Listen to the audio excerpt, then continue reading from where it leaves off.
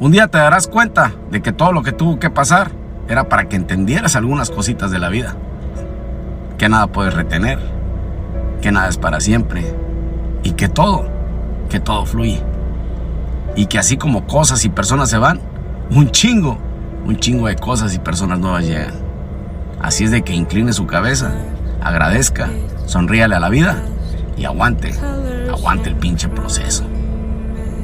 Yo sé lo que le digo.